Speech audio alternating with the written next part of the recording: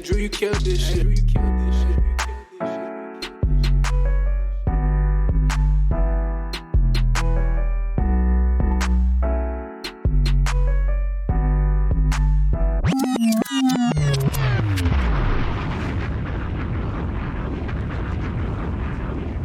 Welcome back, everybody.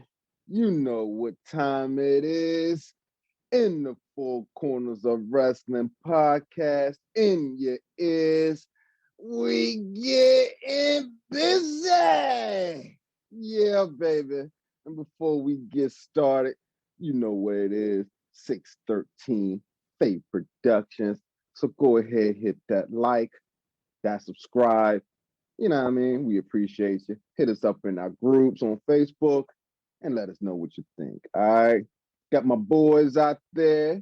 You know what it is. Quavo in the blue corner. Hold it down, baby. What's up, dog? How you feeling today? Feeling great, man. I'm excited. Hey, so man, this was a good week, bro. Yeah? What happened, man? Tell me some good things that happened, man. Oh, well, you know what? I was listening to Tone and Cash's podcast, and I think my life will never be the same, bro. Yo, yours or mine, bro. Let me tell you, man. Oh my God, epic. And if y'all haven't heard him yet, man, go check out Tone and Cash Gaming Podcast. I'm trying to tell you, man, you're gonna love it. All right. And he's back with us, ladies and gentlemen, boys and girls. You know him in the gold corner, multi-man himself, Hollywood Mike T. What's up, baby? You know, this is what the time when you were supposed to introduce me last, but you know, you always come to me last. But today you wanted to come to me, you know, another day, another time. That's not fair, but I'm here, man. Yeah, hey, man, I was trying, trying to make everybody feel equal and special. You know, I love you, man. Everyone gets chair shots today. Chair shots. Just said I love you. You gave me a chair shots. Kendo. My brother Love out. Kendo sticks. I'm interrupting everyone. Oh man.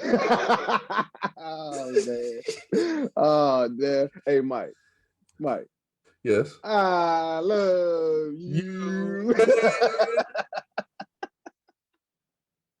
You know you my man, dog. But I had to, you know what I'm saying, dude, I gotta step you up, man. You know what I mean? You were saying I was putting you last. I don't want my man to feel last, you know what I'm saying?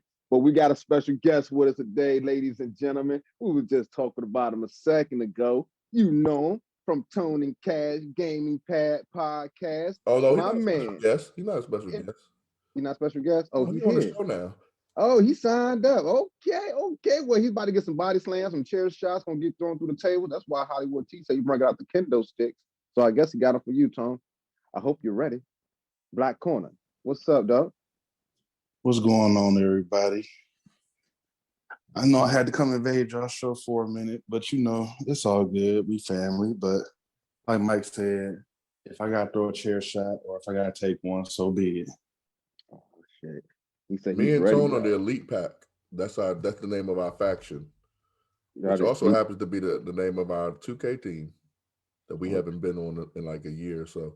We haven't played a game together in a long time, but the Elite Pack is the name of the faction that you'll hear. When we agree with each other, that's the EPs. That's the EPs. So what's it going to be when y'all don't agree? I turn heel. Oh, shit. Super kick through the glass window? Yeah, but I wouldn't do that to Tone. Tone's too nice of a guy. Like, he's nicer than Marty Jannetty. Oh, so what would you be your heel turn move then? I'd throw Jose off the top floor. A WWE building? Nah, of an AEW building. There's only one floor. You mean the stadium, right? What is that? Where they're at? Sonny's place, Donnie's place, somebody's place? Oh no, I'll throw Jose all around Dolly's place or whatever the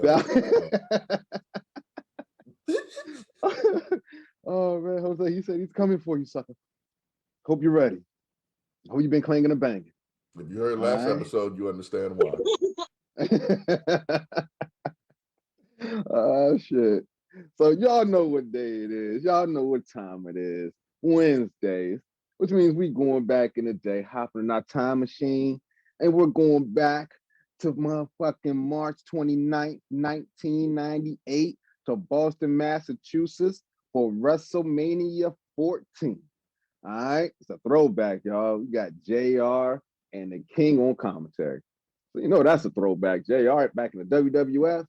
Yeah, that's some old shit. Because he over there in what Mike called Botchville, Botch Central. But it's the old school show, so we're going to stick with the old school stuff, all right? So WrestleMania 14, man, they kicked this thing off like quick, y'all. You know what I'm saying? We had this damn Battle Royal, tag team Battle Royal, and it seemed like everybody was already out there. Then you see the Nation of Domination come out with Farouk and Karma. You know, love hearing that. Nation of Domination. A domination. Yeah, that joint was rocking. And then you had LOD. What a rash. Coming out there with Sonny. And yeah, they was getting it in. And you know, I like the action. It was good seeing my man Jim Cornette and the Midnight Express out there. Like that really took me back. He had the Rock and Roll Express, Flash Funk, Mark Henry, Bradshaw, Barry Windham. Like, when the last time you heard that name? You know what I mean? So it was entertaining, and LOD ended up getting the win. And, you know, it was what it was. And let's see what the guys think. So we'll start with Hollywood Mike T. What was your thoughts on this match? It was pretty, I mean, for a battle royal, it was pretty good. Looking back at it, there was some good names in there. The Hollies were in there. Before he was hardcore. Yes, before they was hardcore. Before they was Bob Sparkplug.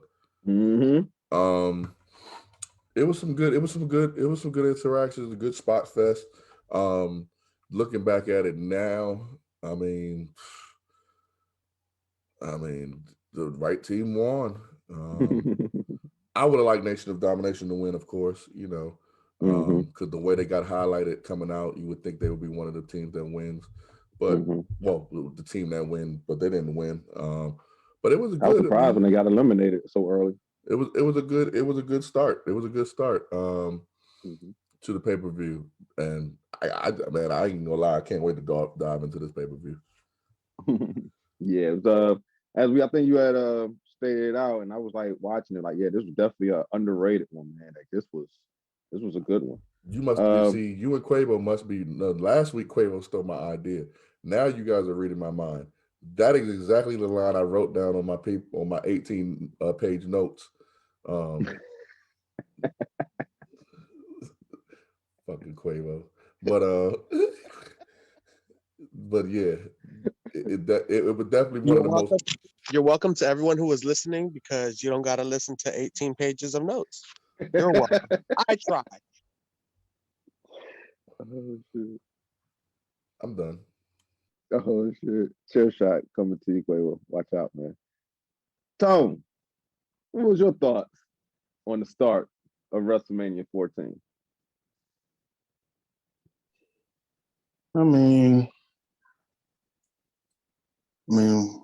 what can you really say? I mean, in my opinion, I felt like it was okay. You know, I mean, I'm gonna be honest. You know, I'm a wrestling fan, but you know, I never really got a chance to catch all the pay-per-views and stuff like that. So when I did, you know, get a chance to see it, or I saw like bits and pieces of it, it was, you know, from what I saw, it was okay. It seemed like it was, you know, all right. You know, the card seemed pretty good. So, you know, I didn't really, I don't know. I didn't really see anything wrong with it. I think it was probably fine. Okay. I know I could have did without seeing the Basham brothers in that match. Like y'all could have like stayed in the back or something like that. You know, I guess they needed bodies out there. You know, Quavo. What did you think about the start of WrestleMania 14? Quavo. I hit him with a chair. I told you. Is he out? He's out of commission. Yeah, I hit him with a concerto. One man concerto. Oh man, he's down for the count, ladies and gentlemen. Oh, Well, yeah, no, but this particular Hey, match welcome up. was You all right over there? You okay? yeah, I'm all right. You all right? That chair shot hit me That pretty chair hard. shot ain't hit you too hard, did it? Caught you in that Hit me frontal lobe, pretty huh? hard. I ain't gonna lie, that shit felt a little real.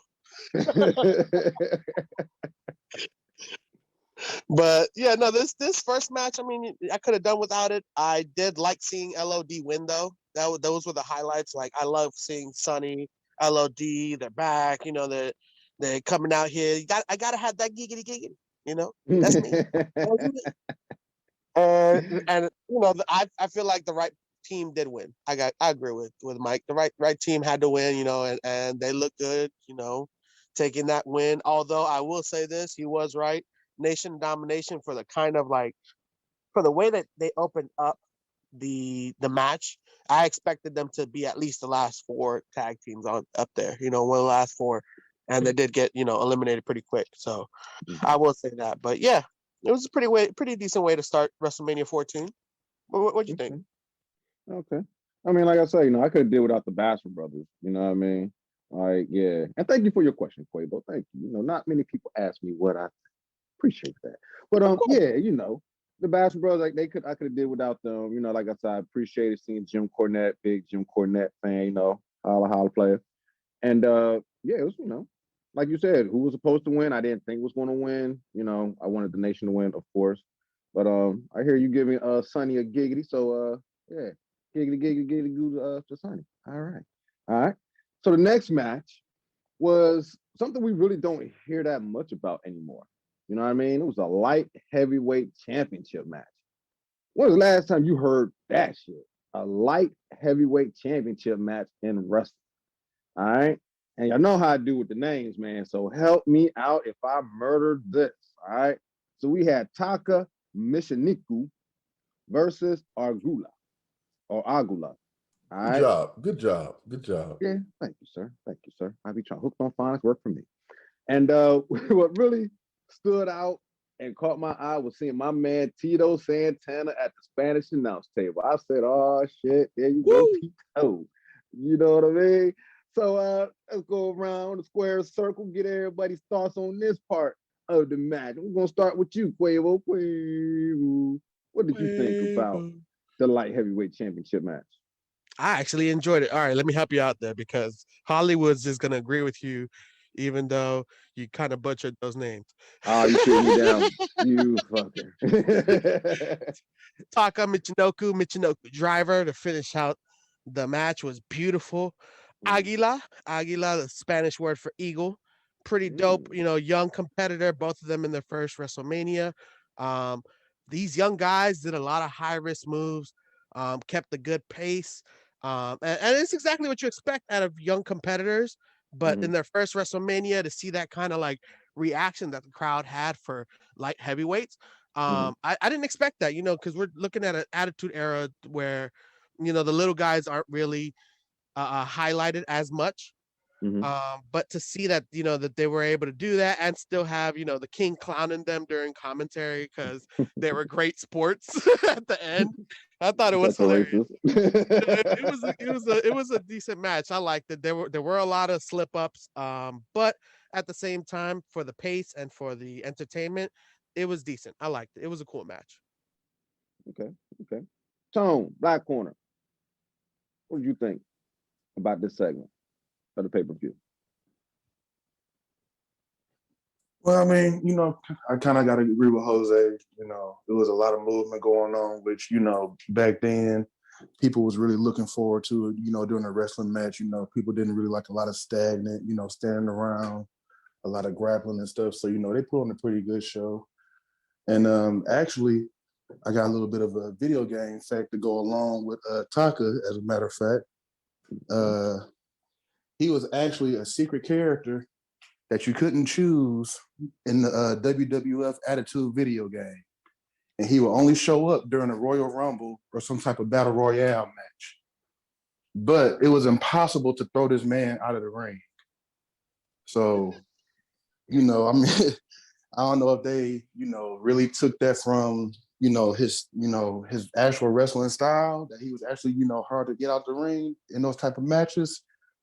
But we see he can definitely hold his own in a singles match. So, it was very entertaining. Yeah, definitely. Yeah, I don't know. I think somebody like Big Show come in, or well, I don't think Big Show was out back then. Well, maybe he was. No, he wasn't. But you get somebody like Kane in there. Yeah, Kane's definitely tossing his little ass out. But that's Oh crazy yeah, right most there. definitely.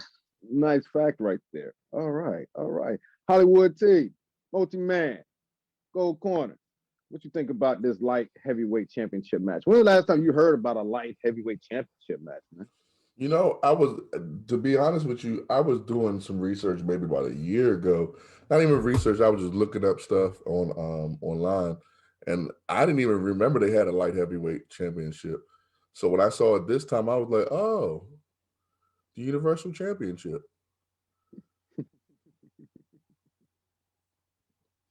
The That was it. original version. The original version. The OG. Yeah, the original version. So that was pretty cool. But other than that, Jose doesn't know what he's talking about because I was going to agree with him pretty much on the match. It was a nice back and forth pace match. King's commentary was great during the whole match. He he picked up where Bobby Heenan left off when it comes to WrestleManias. As far as his heel commentary, he hated that they showed respect to each other at the end. That was dope. Taka, didn't he was in wasn't he in a group later on in his career? Yeah. When they cut the dude's wee wee off? No. I don't remember. He was in that group. I remember that. They was about to cut Val Venus' penis off. Oh wow, was that the BWO? No, that wasn't BWO. It was something else. I forgot what they were called, but it was an Asian group. I think they were Japanese. They wore blue. Anyway, it was, like I said, it was a good pace match. I'm not gonna butcher the other guy's name, Aguilar. What Jose said, that means eagle. So I guess Jose means fat eagle. I don't know. I don't know what that, but or fat baboon, Bing, fat fool. bing. Kendo shots in his kneecaps. But yeah, man. It was a good match. It was a good match. It was definitely a good match for a WrestleMania platform. Again, I've watched this pay-per-view multiple times. I totally forgot about this match, but it definitely fit WrestleMania. And I like where they put it at too, like right there at the top of the card. You know what I'm saying? Get some good action at the beginning. Let's get the build up going. Oh yeah, if this match would have been anywhere else in this card, this match no one would care. Yeah. And not saying that anybody really cared about it then, but it would, the way where they placed it after the Battle Royal, it was kind of like the pre-show before the pre-show, and this was the first match to kick off WrestleMania. Like that Battle Royal kind of would have been like, nowadays it would have been on the pre-show, and this would have been the first match. So it was a good opening bout, man. Give you time to hit the bathroom one last time, get your refreshments, you know what I'm saying, before the good stuff starts, you know what I mean? And speaking of the good stuff, you know what I mean, we started getting to some meat and potatoes because they started off with a Rock promo. You know how the young Rock did back in the day, you know what I'm saying, jabbing at the jaw like only the Rock can. And then we had Triple H, who was a part of D-Generation X, coming out with China. And at that point in time, the game wasn't the game yet. You know what I mean? They were still calling him Hunter Hearst Helmsley, and he was the European champion. You know what I mean? He held that belt quite a bit. And he was going against my man, Owen Hart. And to your point, Hollywood, man, King's commentary on this joint was funny as shit. He was like, yeah, he hates all the Harts. What do you say? If your last name Hart, I hate you. I think he called him ugly. Something like that, yeah. I think he did, yeah. Man, what was your thoughts, Hollywood, this segment right here, man? Rock promo and Triple H and China. And that's when China was handcuffed to Sergeant Slaughter because he kept on interfering and everything. And the bitch still found a way to interfere. Listen, you know what I'm saying? No disrespect to China, but hey, she did her thing. From the beginning of this match to the end of this match, I was highly entertained. Yes. It was a good match. And when I say the beginning, first of all, to all y'all out there, The DX band. Mm-hmm. One of the greatest bands ever that no one's ever heard, other than wrestling fans. Right. Break it down. They was rocking. They was a little off key, but Mm-hmm. it was high. yeah, it was okay. It's WrestleMania. They were excited, bro. You can't blame them. Look, you had 420 they signs probably all around the arena. They was high. I'm about to say they probably only did that song one time.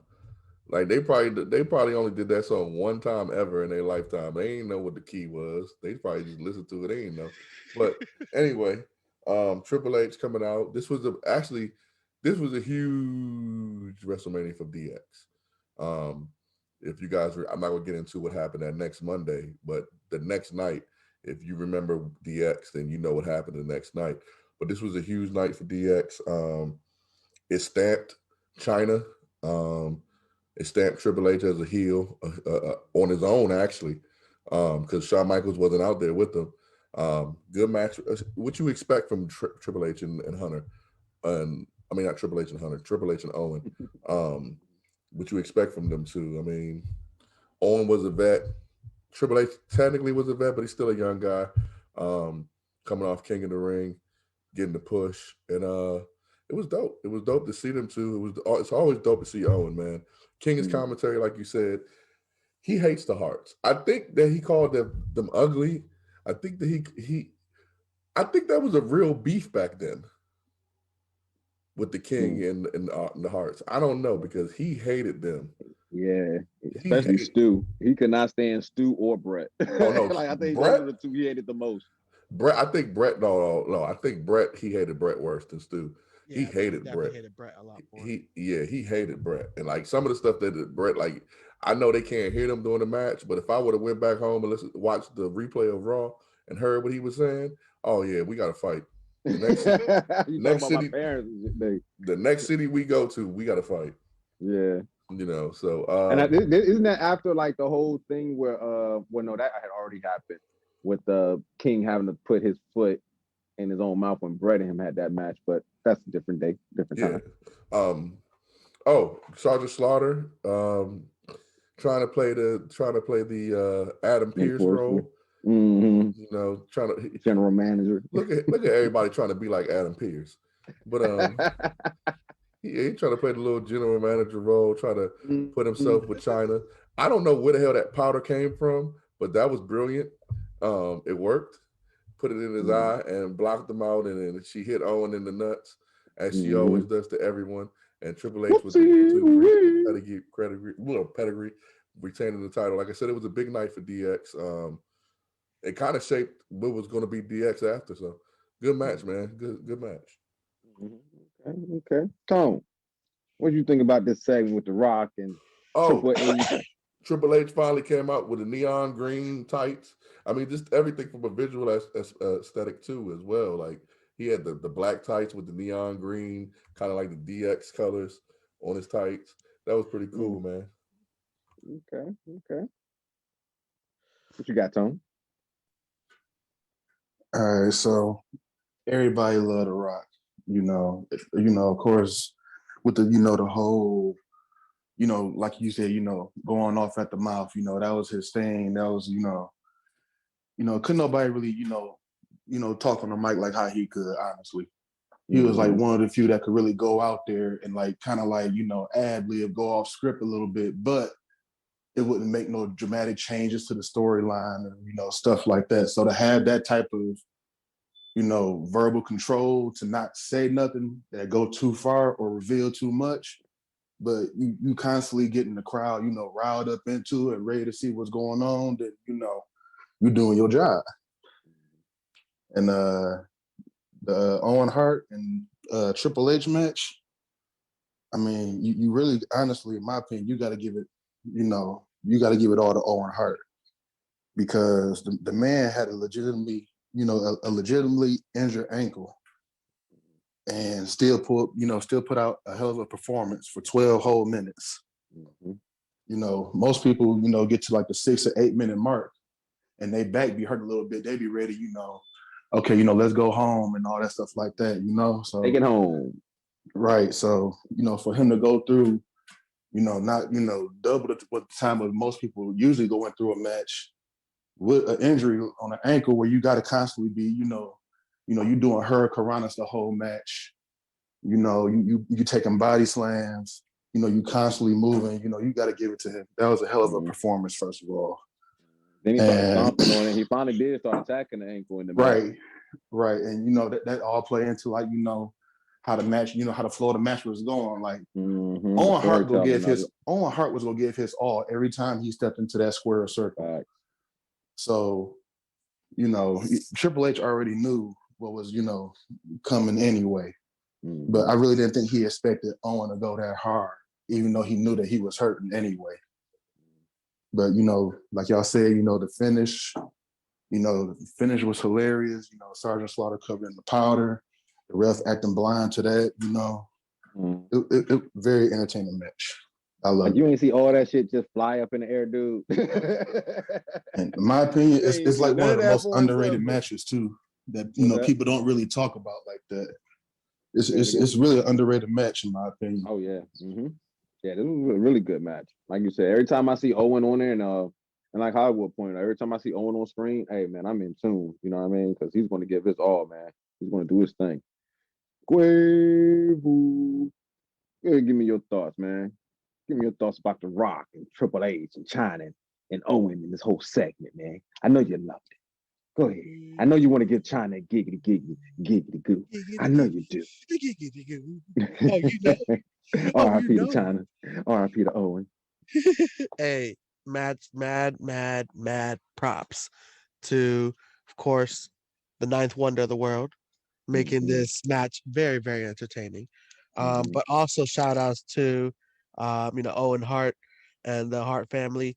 You can tell how hard and how seriously they took this lifestyle of wrestling.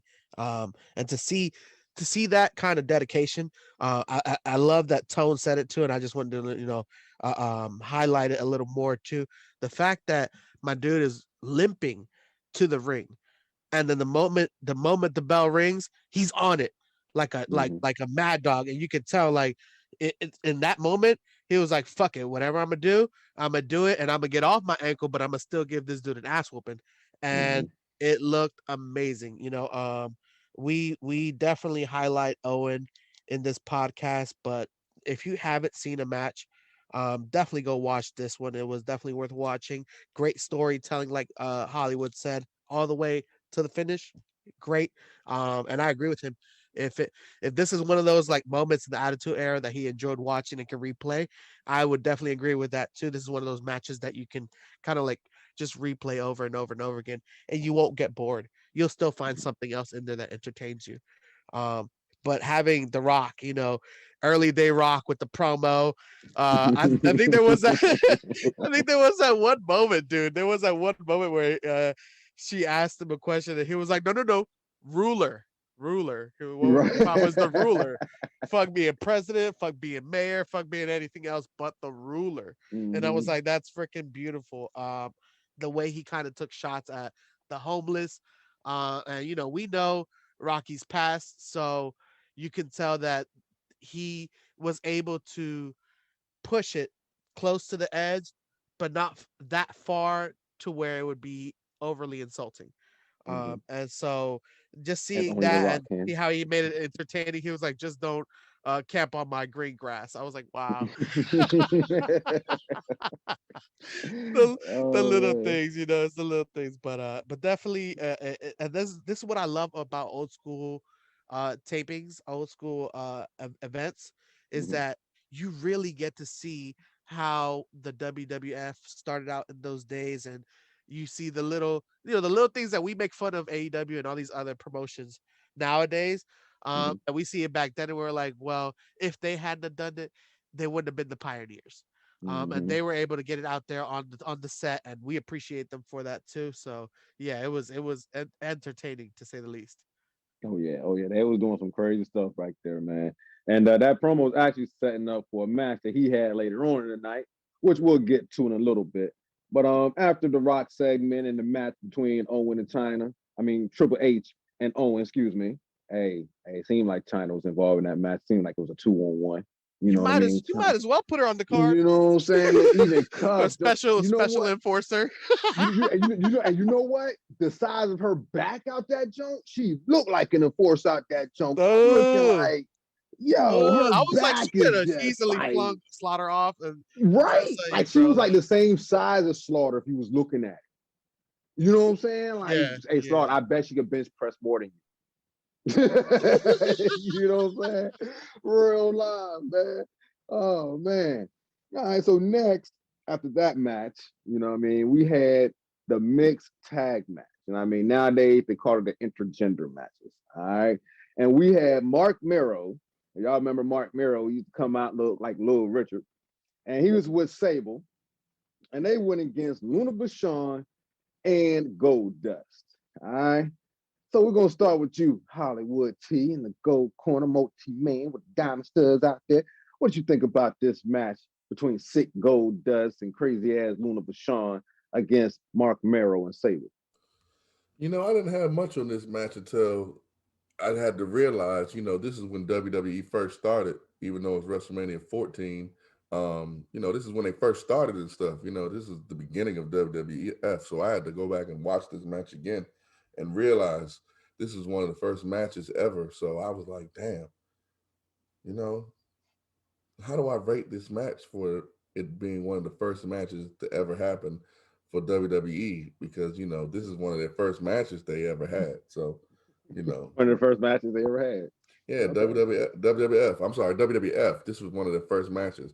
They hadn't. Remember, they didn't have any more WrestleManias before this one. This is just the 14th. this is just the 14th one. You know, but I mean, it was what you was going to expect it to be. I mean, honestly, this was the bathroom break match for me. I mean, even back then, the artist formerly known as Gold Dust.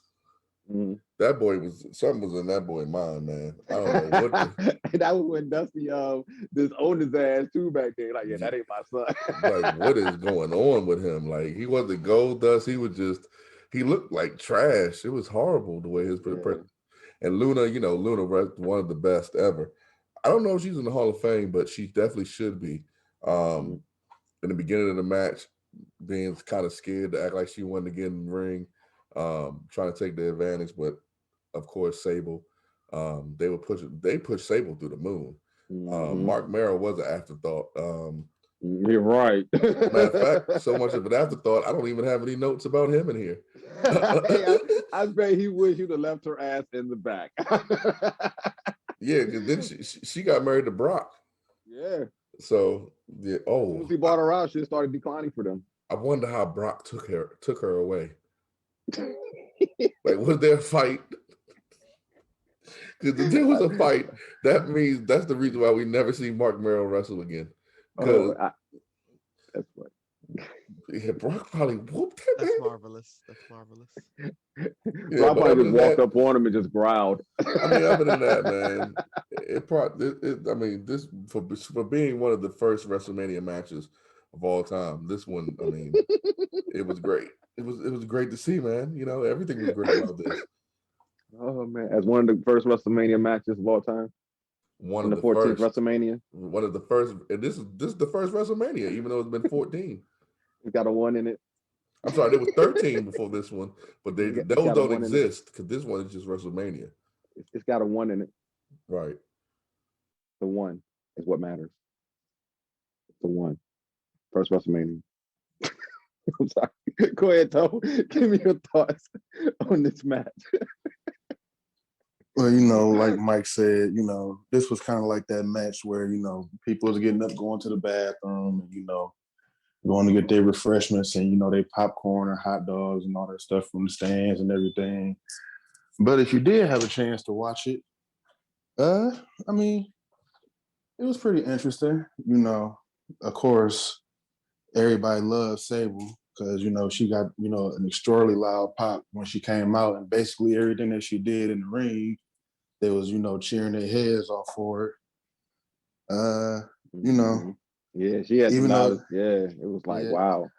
Even though Goldust, you know, was a little bit bigger than he was, you know, beforehand, the fact that he was still able, to move around the ring with Mero and stuff and put on a good show, was actually, pretty entertaining.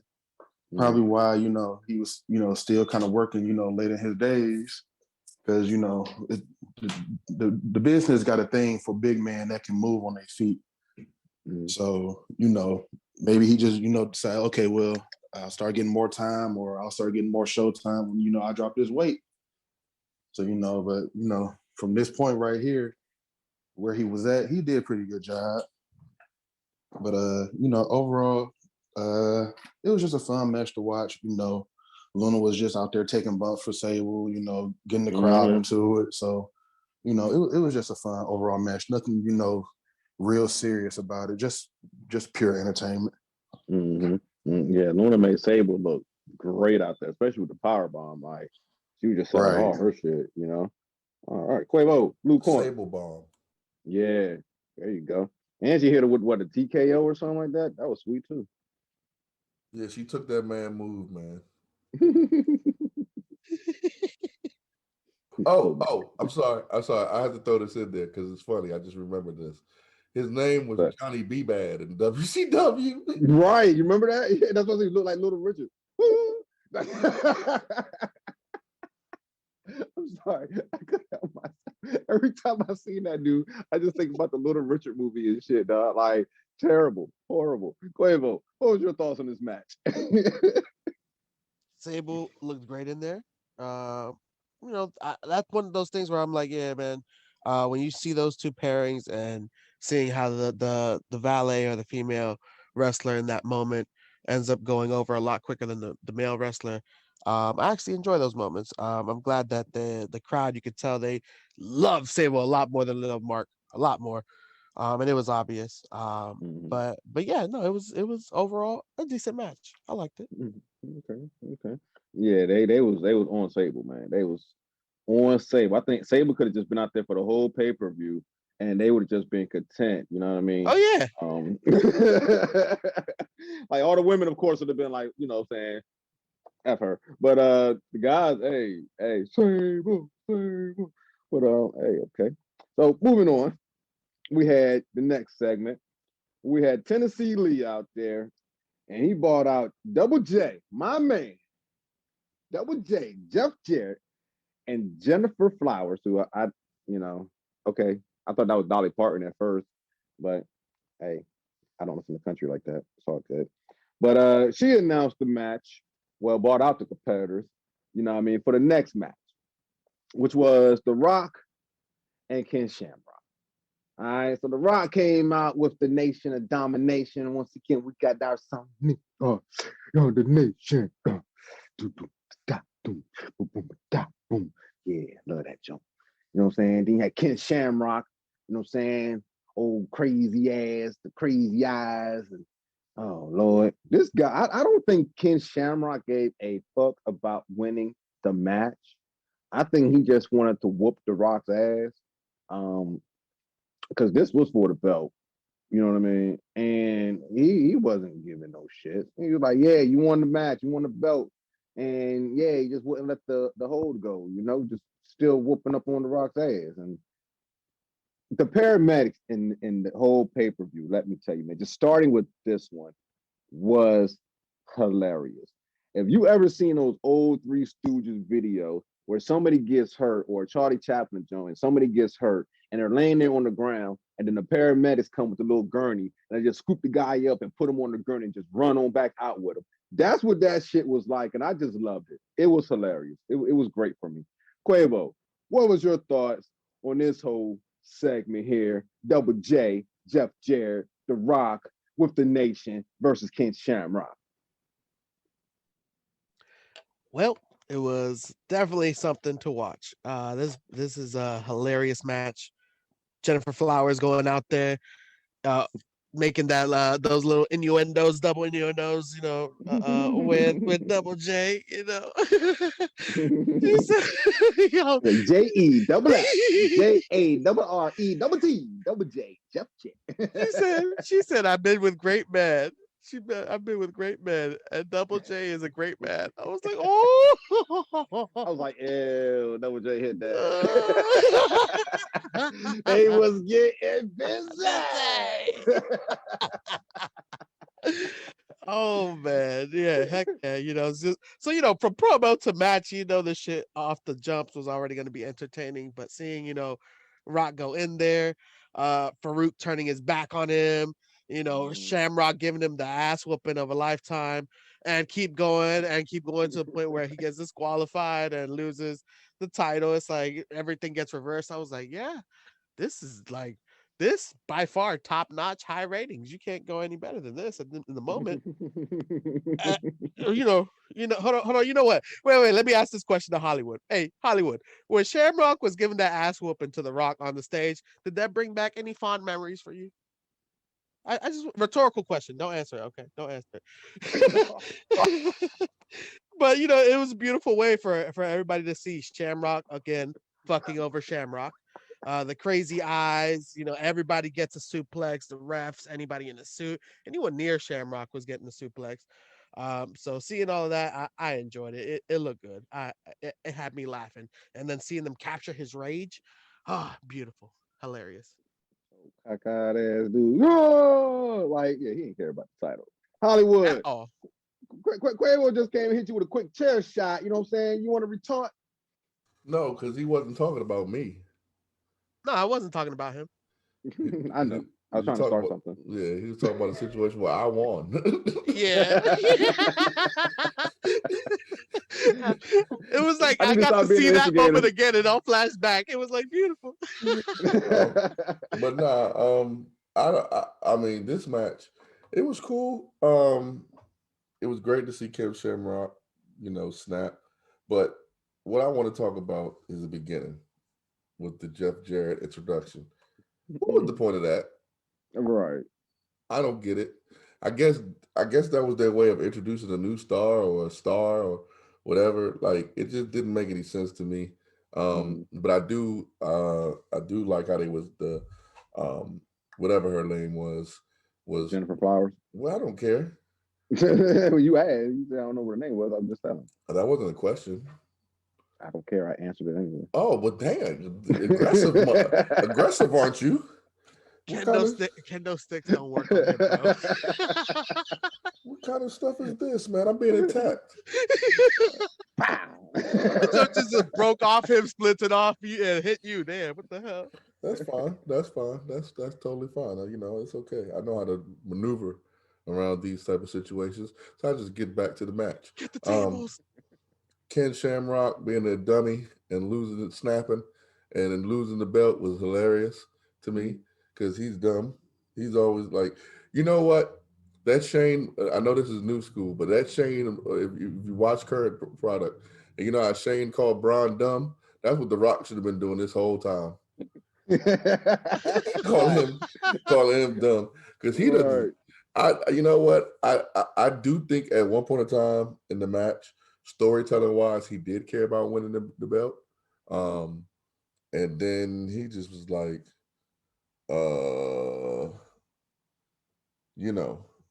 boom. Just like, it's like, what the hell? Maybe that was in his contract when they signed him. Also, Farouk coming down was pretty cool. Messing with Rock. Because you notice he didn't come down when the Nation came down at first. Mm-hmm. He didn't come with Rock. Yeah. So that's, they have been teasing that tension over and over again. And that was pretty cool. But yeah, man, Shamrock, I mean, he's a dummy.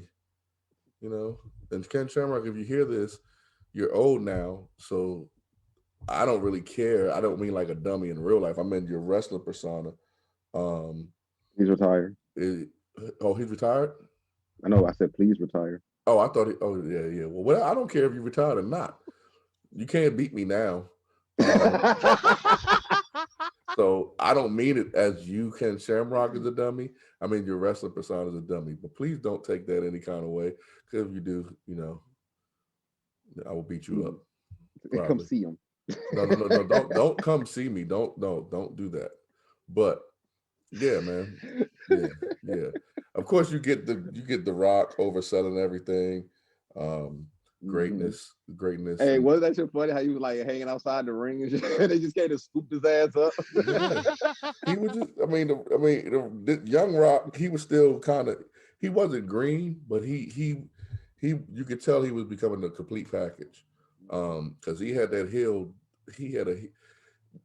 I would say, well, no, technically it wasn't a double turn because The Rock was still a heel after, but it could have been a double turn because you could have had the fans invested in The Rock really being hurt and then Ken Shamrock snapping, but Ken Shamrock snapping was so funny that, he had to still be the babyface. So it was dope. Then he was looking all shocked and disqualified. I'm like, what? What are you talking about? Oh man. Tom, what was your thoughts on this segment? Well, the whole Jeff Jarrett, Jennifer Five thing that could have gone. That ain't even have to happen. Basically, this match was just classic Attitude Era, classic Ken Shamrock, and classic Rock going at it, doing their thing. CTE wasn't thought about back then, but with Ken Shamrock taking all them chair shots and stuff, especially leading up to that match, you had to think like, was the snap just, something that was scripted, or did this man really like lose it and black out for a second? Because if you great face chair shots, right? Like, and then if you ain't forgot, remember he did, he did body to body suplex 3 refs and stuff. Still trying to go after the Rock, and, with that ankle locked in and stuff, and it was really just a wild, crazy match with an eye finish. That's all it was. That's all it was, really. On the entertainment scale, I would say like, maybe an 8.5. But like how y'all was saying, just with the whole thing with Kim Shamrock snapping, that just made it, of course, that's the comedy factor, but it might lose a little bit, of its edge, for the whole match. But all in all, it was a good match overall. Okay, I can agree. I think we all agree. It was very entertaining. Young Rock, hey, like you said, Hollywood, man. We all see something like, okay, he's not green, but he's definitely gonna be somebody. You know what I mean? So the next match we had was crazy. And I'm trying to tell you, man, they was high as hell out there in Boston because they had 420 signs everywhere. Looked a little smoky out there. You beat them too? You saw? You know what I'm saying? Road Dogg came out with a 420 head shirt, you know what I'm saying, for the next match where it was Cactus Jack and Chainsaw Charlie versus Road Dogg and Billy Gunn of DX. And as Hollywood pointed out, DX had a big night this night. You know what I mean? And for those that don't know, Chainsaw Charlie was anyone going once, going twice? Mr. Funk himself, Terry Funk. That's right. Terry Funk. Yes, sir. And at this point in time, Road Dogg and Billy Gunn were the tag team champs. And this was a dumpster match. And the specifications for this match was, in order to win, you had to get both teams in the dumpster and close the lid, in which case Cactus Jack and Chainsaw Charlie did and became the new tag team champs. So I want to go around the square circle, get everybody's thoughts on this match. Pretty entertaining, and see what they think.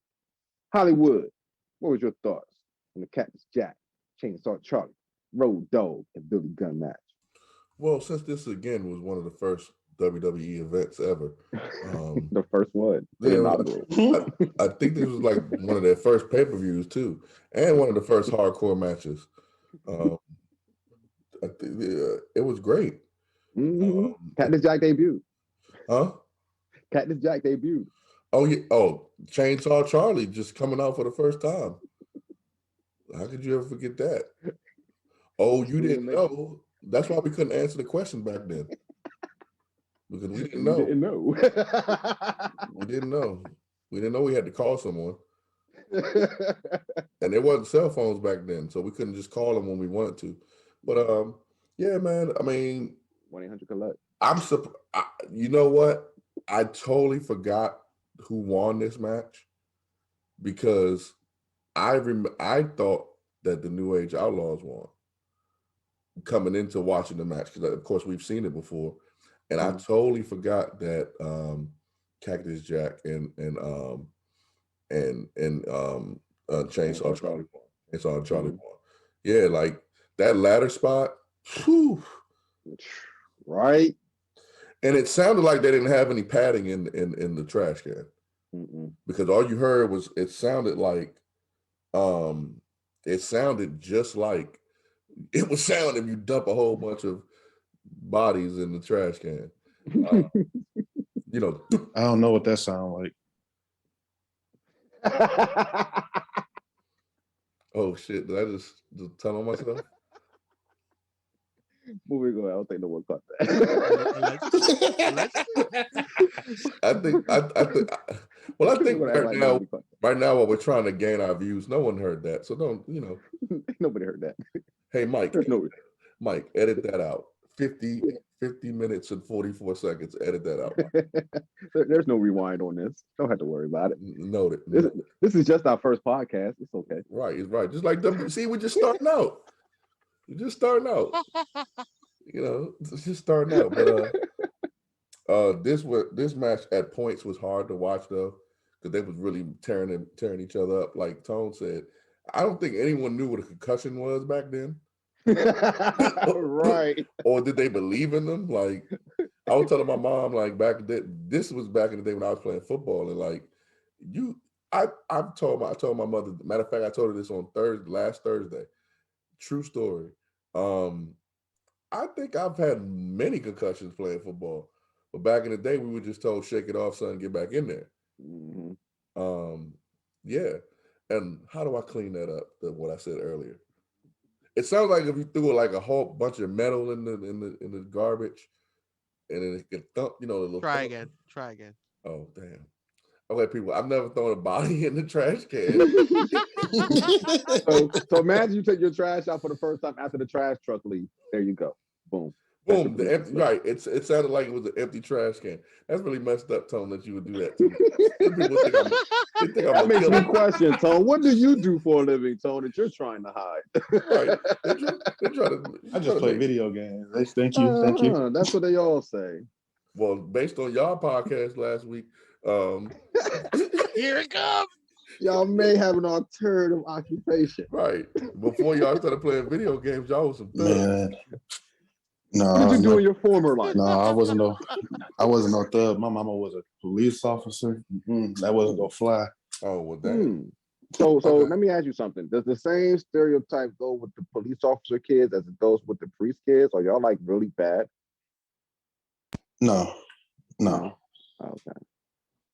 But all in all, the match was solid. You got a great match from these two these two teams. And again, it sets up what's about to happen with DX the next day. So and you know what? That's why I thought that I remembered New Age Outlaws winning because of that. But they lost.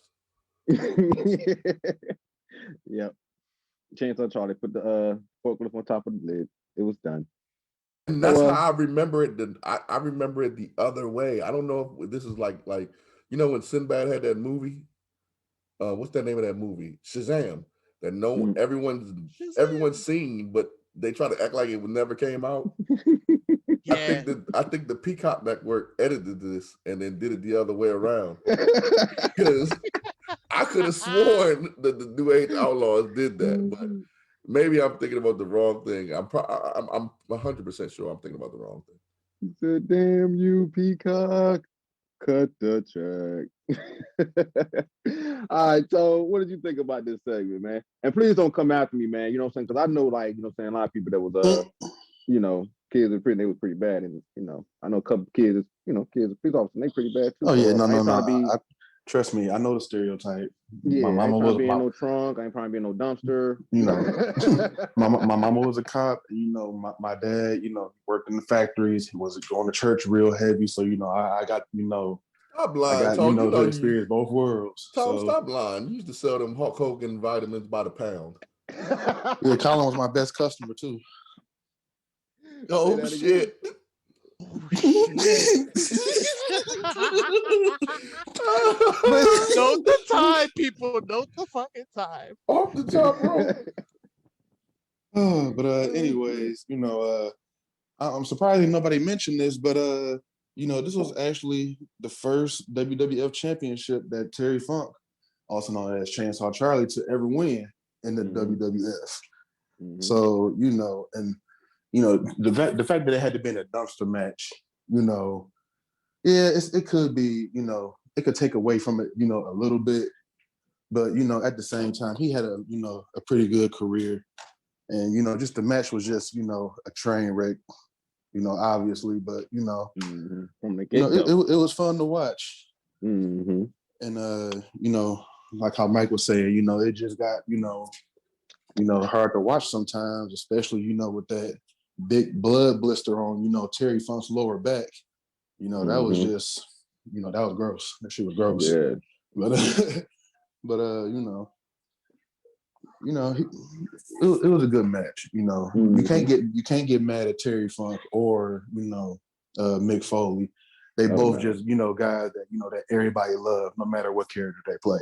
So it was just a good match, great match. Okay, and yeah, definitely credit to Cactus because he was, as always, sacrificing his body. You know what I mean? Quavo, you see that spot where he jumped? He was like waiting for Road Dogg, like motherfucker, you late.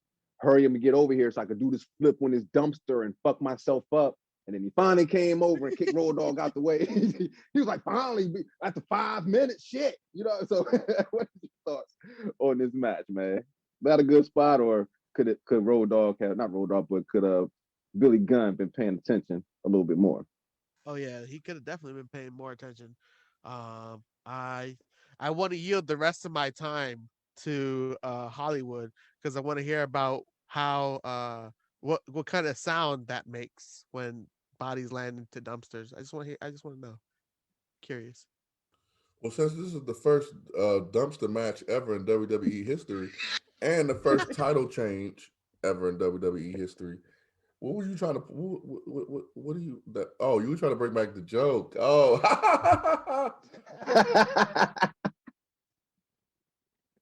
Oh snap! Okay, so moving on. now you dummy, you yielded your time, you dummy. Now you can't say nothing else. Ha ha. Oh man, we had basically. Like Braun Strowman, Braun. Oh, look, man, you can't be doing that when I'm talking, man. All right, I'm glad I wasn't drinking no coffee or nothing, man. Oh man. Braun. Quabo. Oh shit. Stay tuned, folks. Stay tuned. It's just getting started. Oh man. Okay. So next match we had was Kane versus The Undertaker. And as we know from what happened in the past, Kane had an obsessed thing of torturing Pete Rose.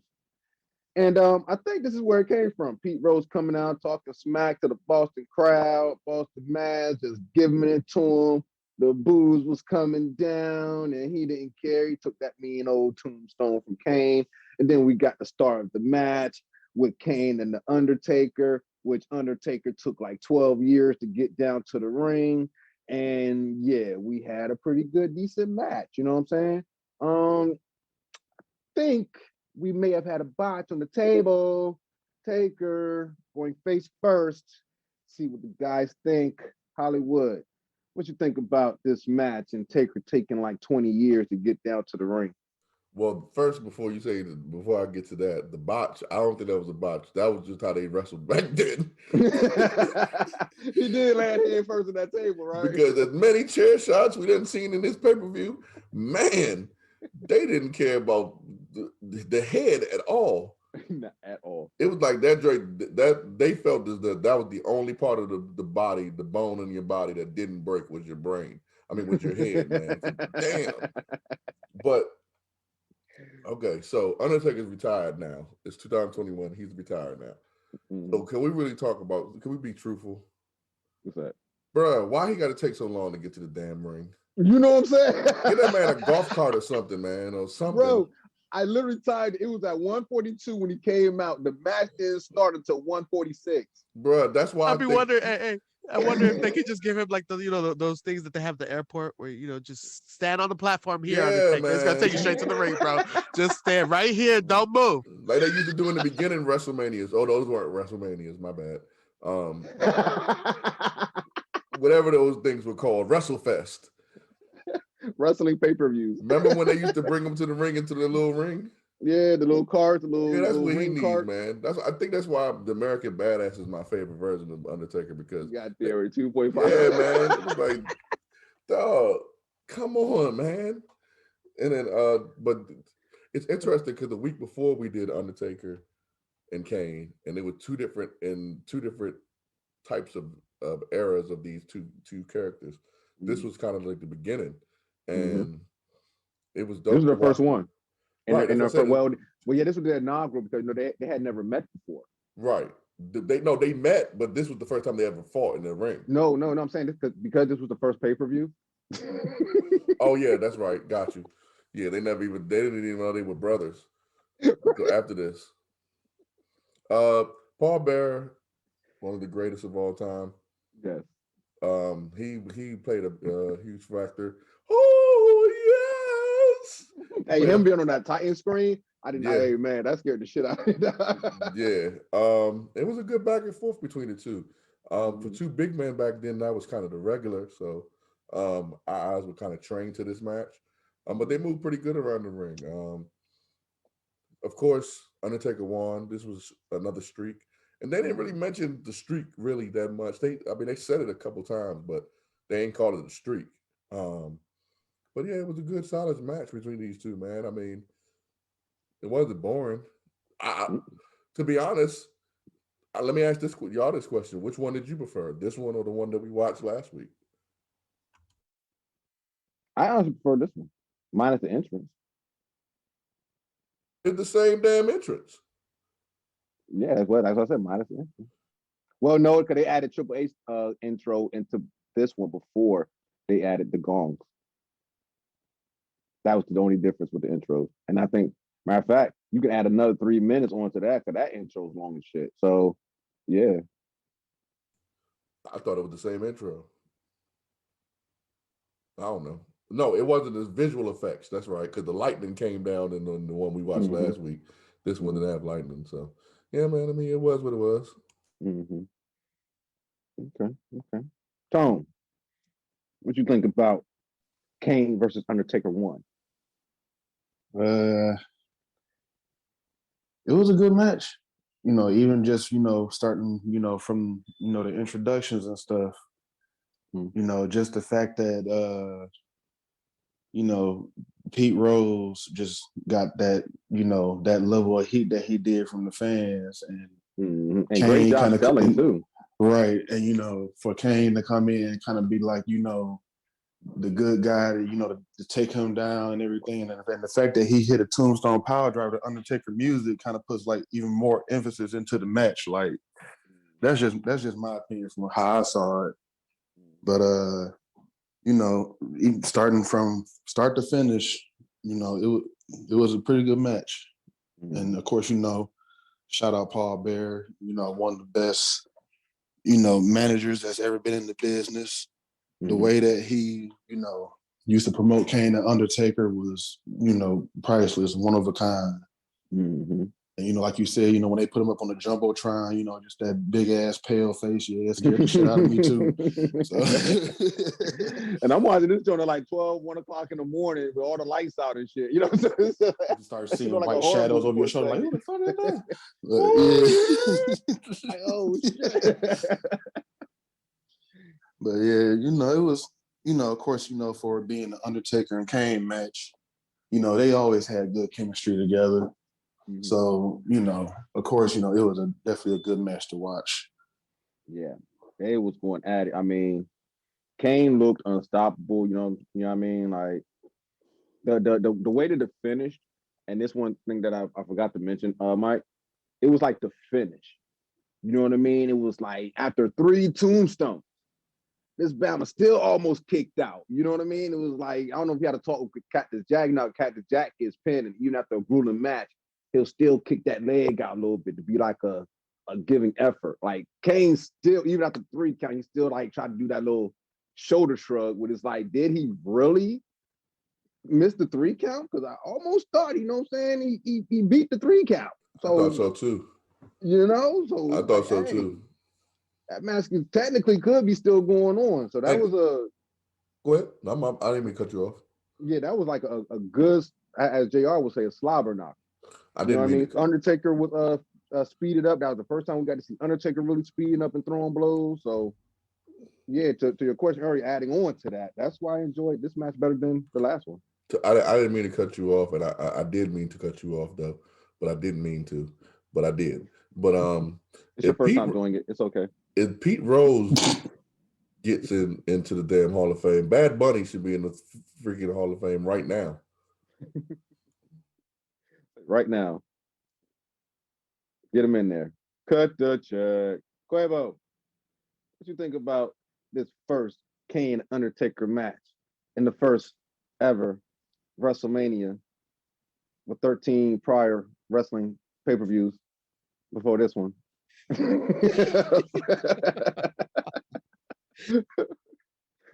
you think about this match?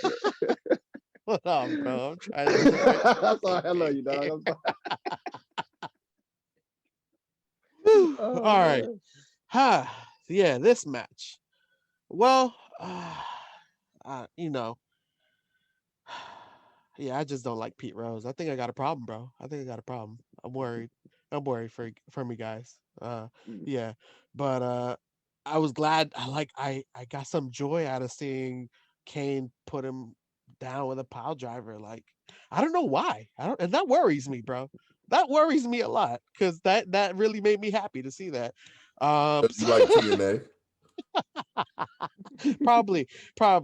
But I think part of me was like, get the fuck out the ring because that's for wrestlers and damn souls that have been waiting 20 years to fight their brother. Like, I think that's what was going through my mind, possibly. I don't know. This is definitely one of the better colossal superstar bouts in my opinion. Taker reluctantly fighting his brother, the one-arm version of Kane doing awesome stuff. Although, in my opinion, seeing that like Undertaker high risk maneuver where he jumps over the ring, that kind of like leap.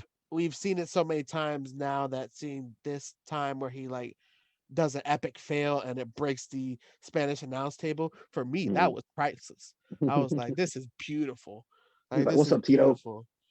Yeah. Like, what's going on, man? Had to break the table. Tito's just like, well, I still got to commentate, so keep wrestling. But of course, you couldn't tell what he was saying because he was saying it in Spanish. That's why we got you, baby. That's why we got you, doggy. Paul antagonizing the referees. They're like, ask him. Like, yo, get the fuck out of here, Paul. Shut the fuck up. You know what I'm saying? Like, Undertaker's faded. He's, but yeah, that ending was definitely a little botchy, in my opinion. It's just, there's just that the ending parts of this match made you realize, damn, okay, these guys did get gassed out. They did a lot in this match. So I don't blame them. But at the same time, Kane, if the Undertaker is putting you in a pin and he already has your left hand on your chest, do not lift up and move your hand. Let that man grab your hand. Let that man grab your hand. Told him that. I think he told him that because you see, after he did that, he like leaned down. He said something to him. He's like, nigga, we trying to take it home. We trying to take it home, fucker. But you could tell like he was gassed out, and that made me think about what Hollywood said earlier. The rigor of a match like this, and the toll that they took because, of course, their brain is one of the strongest bones that they have. So taking that hit, they did a lot. They did a lot in this match. But damn, yeah, it was definitely worth watching. He asked that question earlier. Which match did you like more? The one we did the week before this one. I can agree this time. I can agree with this time. This definitely was a more entertaining match. Definitely more entertaining. It was going at it, man. This was some good shit here. You know what I mean? So yeah, if you haven't checked out WrestleMania 14, hey, from what we're saying so far, hey, go ahead check it out because this match is one of the ends. And next we have the main event, which was the Heartbreak Kid, Shawn Michaels versus Stone Cold Steve Austin with Iron Mike Tyson as the enforcer. All right. Man, this match was something. Sean's back was jacked up, and he was still putting on a hell of a performance. I think at one point in the match, he leaned outside and screamed at JR, and King was like, yeah, who's the toughest SOB now? You know what I mean? Like, this match was incredible. And I want to change it up a little bit. I want to come to the black corner first. I want to get your thoughts, Tone, on this main event match. You know, you've been giving some insights. See that you know saying you know something about the wrestling biz and the wrestling world. What did you think about, you know, this match between Shawn Michaels and Stone Cold and seeing Iron Mike out there, the baddest man on the planet?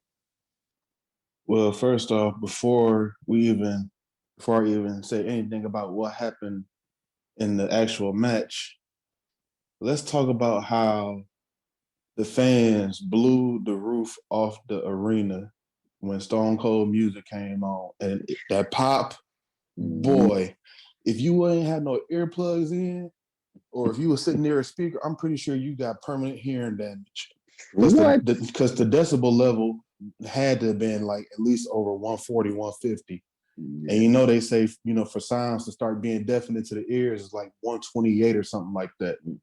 So when I say they blew the roof off that arena, I mean, man, loudest pop I've ever heard in wrestling, honestly, in my Austin opinion. Maz stand up. Man, so, you know, shout out to them for, you know, giving that massive, you know, legendary pop to Stone Cold. He definitely deserved it.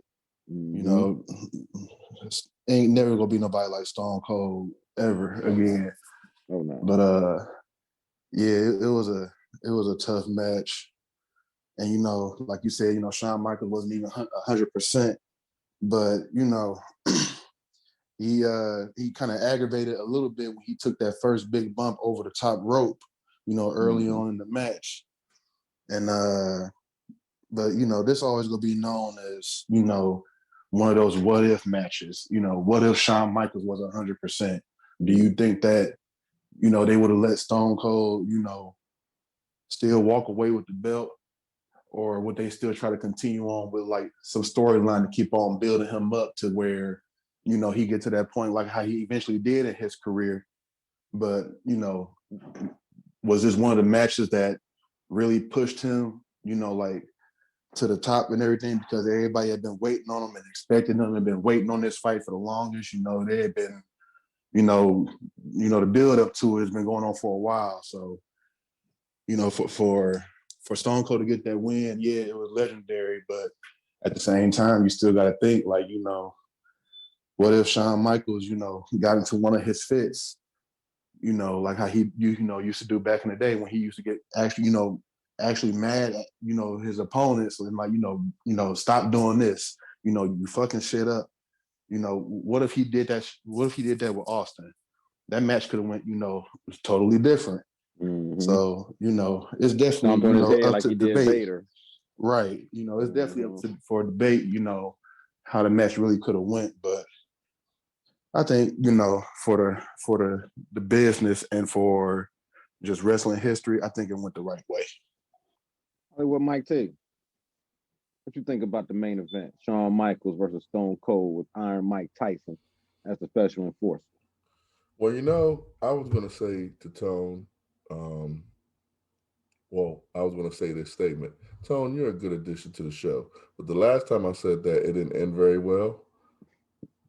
No, it's because you messed up. The last time you were telling Marshall he was a good addition. This time you recognized him. You acknowledged the right person. Good job. Hey, you know, they say you shouldn't cut people off. And I wasn't done. I was about to trash Tone. That's what I was about to do. But now I can't trash him because you guys had made him a baby face. Oh, you can still trash him. Okay. Tone, I don't know what the hell you were talking about, man. I don't know what the hell you were talking about. The what if of Shawn Michaels, this, that, and the third. We got the what if Shawn Michaels. He came back. So boom, bust you out. 4 years later. Yep. So bust you out. It's like, I'm just joking. He's really not. But when people talk about this match, they downplay this match. Mm. I don't know what the hell they was watching because this match was great. Mm-hmm. And the fact that we all know Shawn's back was really messed up. And the way he was selling it, it was great. Like you said, the one time when he said to King and the JR, who's the toughest SOB now. Everything about this match, the part with the DX band again, actually singing the song, not knowing the words. Great. Shawn Michaels being extra hype. Shawn Michaels with the braids. Shawn Michaels with the tights with the DX on them. It was just greatness. Triple H and China try to get involved. They get kicked out. The only issue I had with this match, and because this is why I say Tone doesn't know what if. That's why I got on Tone. Shawn Michaels ain't never lose this match. Mike Tyson was the special enforcer. Yeah, not a referee. He wasn't a referee. Yeah. That was the only thing I didn't like about this match. Mm-hmm. The only thing I didn't like about this match. I was like, okay, I get that y'all wanted to have Mike Tyson involved. But you could have did everything that you did, even the ending part, except that finish. Like, come on, man. Mike Tyson coming in there with that fast ass 1, 2, 3. Stone Cold is a babyface. It could have been a slower 1, 2, 3. Mm-hmm. You know what I'm saying? It could have been. You could have made him a special guest referee for all that. Stupid fast 1, 2, 3. Then there's no point. It don't make a difference. He was supposed to do 1, 2, 3. Is the Stone? It's the babyface is winning. It's not the heel. Yeah. You know. So that was the only part I didn't like. Other than that, I mean, it was a good match. Okay. Quavo. What you think about the main event between Shawn Michaels and Stone Cold and Iron Mike knocking Shawn Michaels out after the match? Oh yeah, that was. Shawn was checking his dentures after that shit. Oh, no selling needed. No selling needed, bro. That shit definitely had to have connected. Oh yeah, you see, he was checking his dentures after that. They did the little camera shot on Shawn's face. Yeah, he was out, but hey, he was checking his dentures, bro. Beautiful. Hell yeah. I was like, oh yeah, check it, bro. Check it. Make sure, bro. That was Tyson. But yeah. You know, Tyson screws over DX. The shirt, battle of the shirts. It's like, well, yeah, you're wearing my shirt. Wait, you're supposed to, come on, you got 316 shirt. Like, yeah, hilarious, bro. History made, done and done. Cut the check. Cut the check. They did exactly what they were supposed to do, bro. Exactly what they were supposed to do, bro. And I loved every minute of it. It was hilarious, beautiful. Okay. All right. Yeah, no, I enjoyed it. You know what I'm saying? I enjoyed it. Definitely took me back, you know what I mean? And this was definitely one of my favorite pay-per-views, man. I definitely, was not expecting all of this. So I want to go around and I'm gonna start with you, Hollywood Gold Corner. What would you rate this pay-per-view, man? What was the best thing for you from this pay-per-view? The DX band. And I would rate it an 8. Okay. Tone, what about you? How would you rate this pay-per-view? What was one of your highlights, man? I would have to say, back then I was, into like the whole hardcore matches and, stuff like that. So, of course, Cactus Jack, how he always put on the performance, for the fans and stuff. That was probably like my highlight because, everything Mick Foley do, I got mad respect for him because if he ain't put half of the effort that he put into his matches, who knows, how most of the matches would have turned out or, how legendary they would have been or how legendary his career would have been. So, that was my highlight for the whole thing. But overall, it was a good pay-per-view. Okay. And last but not least, Quabo. Yeah, I think my favorite moment, highlight of the pay-per-view was The Rock getting his ass whooped on stage on the DX band stage. That was my favorite moment. That beautiful. Yeah, I'm definitely rating this one 8.5. It's a good one. Yeah. I'm gonna rate it a 9, man. Like I said, I was definitely entertained from the beginning to the end. So good stuff. And of course, it was in my birth state. You know what I mean? Boston, Mass. I was born in Concord. So yeah, shout out. So, question, fellas. All right. We was talking a little bit about this guy in the match, in the pay-per-view. Mark Mero. Now, for the longest time, I ain't gonna sit here and hold you. I thought this guy was black. And I'm pretty sure I wasn't the only one, because like I said, as soon as I seen this guy, I thought a little Richard. You know what I mean? So that's what you about to tell us? No, just stop cutting me off. Like no, I didn't mean. I didn't mean. No, I only cut you off because I didn't know he wasn't black. He not black? Yeah. Nah, no sir. See, that was a good cutoff. That was a good cutoff. I didn't know he wasn't black. Right? Yeah, you did. No, I totally didn't. Tone, did you know? Not at all. Quavo? I mean, he did look black to me, but I mean, Yeah. And my apologies, Mike. My apologies. Yeah, he was not black. He was a white guy or Italian or something like that. yeah, he I looked it up. Italian. Yeah, his neither his mother or his father is black. So how do you just guys says he's American? say that again? I was just saying, it just says that he's American. It doesn't say African American, Latin American. It just says he's American. So yeah. He said his quotes were, he was very tan. Those were his words. You know what I mean? So what do you guys think about that and other wrestlers being pushed as something other than, what they actually are? Because let me not confuse it. He was never pushed as an African American. They never came out and said, oh, he is African American. Well, let me correct that, because Slick did come and try to verify for him, but I think that's like for part of the gimmick. All right. So what are your guys' thoughts on that? You know what I mean? Like, do you have a problem with it? Do you think it takes away from that person's nationality or heritage? Another example would be Yokozuna.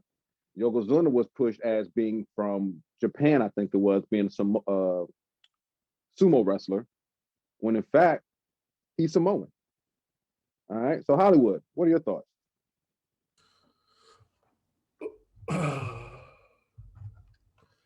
I don't know. Damn, I don't even know. That's a good one. I'm gonna yield my time to Quabo. Okay. Quavo. Throw it to you. What are your thoughts, Quavo? Quavo. I am ready for this one, but I'm gonna yield my time to Tone. Nobody's trying to touch this one. Did I hit a touchy one, guys? Did I stump you guys on this one? Tone, you want to tackle this question? What do you think? I can't really speak on it from the wrestling aspect, because I know it's been a few characters that's been pushed, as I Came to Dream was another one. Right, yeah, as a different race than what they actually were. Mm-hmm. But I do know that, that this does happen quite often in the video game industry. Mm-hmm. There's sometimes that there's a black, like for example, it's a character in one video game that I play called Apex. She's a Jamaican island style character, accent and everything, but she's voiced by a Korean woman. So when I found that out, that awkward silence that just happened, that's how I was. So I was like, okay, so now that started making me think, like, okay, so she's, every tagline this character saying in the game, it sounds just like somebody from the islands, how they would say it. But, she impersonating this accent and this style of language, so well, it's like, you really don't know who is who nowadays. Especially, like how y'all said with Mark Merrill, he, like how you said, he looked like what's his name? Yeah, Little Richard.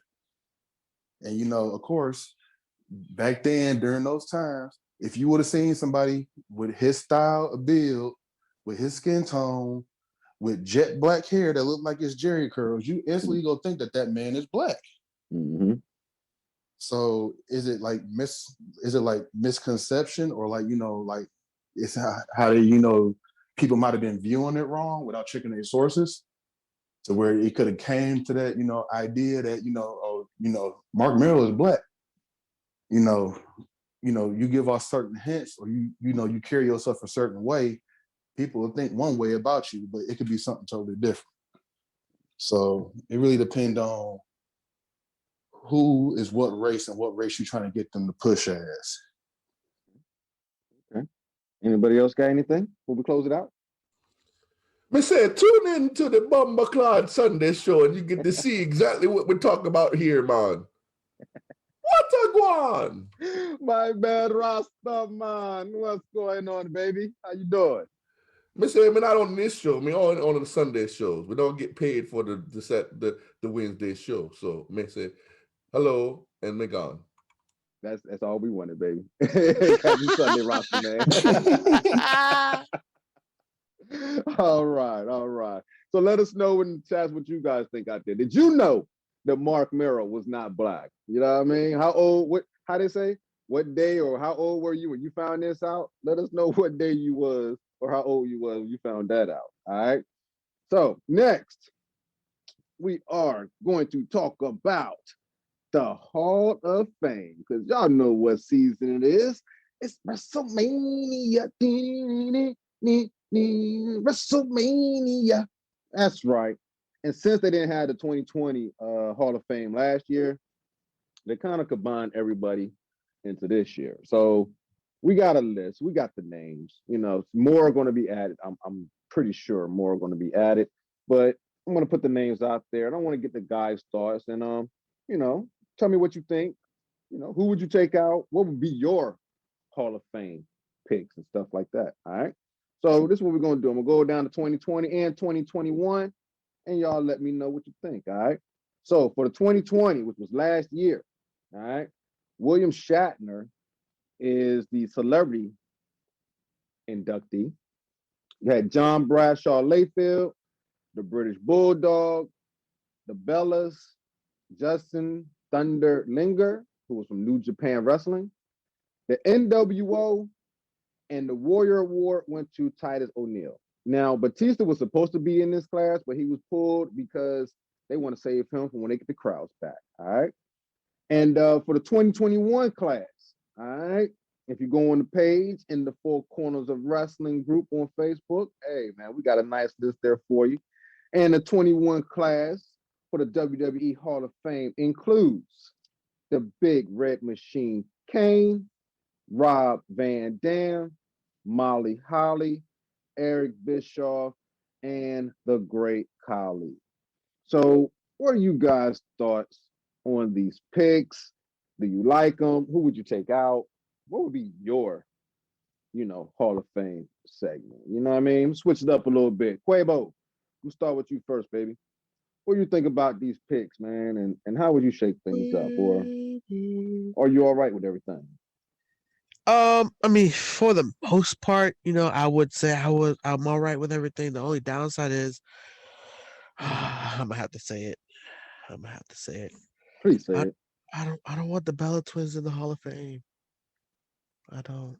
And this is personal reasons. Why are they in the Hall of Fame again? Don't hate me. Don't hate me. It's just I mean, it is what it is, but I don't mind having British Bulldog up there. He was always one of my favorite characters in the early games of WWE video games to play with. JBL has brought hilarious, entertaining moments with the APA. There's just so many. There's a lot of great names in there. Molly Holly, who we definitely just did appreciation to on last week's episode. We got Bischoff. I'm excited to finally see like the one name that really gets me excited about this Hall of Fame that I feel like has been underrated and has been overlooked for years. But seeing it this way too, where it's like, okay, bet. Kane is in the Hall of Fame, bro, and it's well deserved. I think it's a long time coming, and I'm glad he's in there, man. But I'm Ben actually Jacobs. yes, and I'm glad that Kali's in there too, man.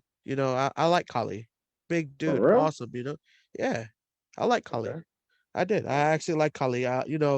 But that's just because it's not for the obvious things that we like wrestlers for, like their in-ring ability or how they cut promos or all those things. But it's more like he's one of those like markers um in history where it's like, okay, this is a bigger athlete, bigger athlete, bigger athlete. And I don't know if you remember back in the day when they had the WWE games, you usually had Andre the Giant as the marker, as the biggest character you could create.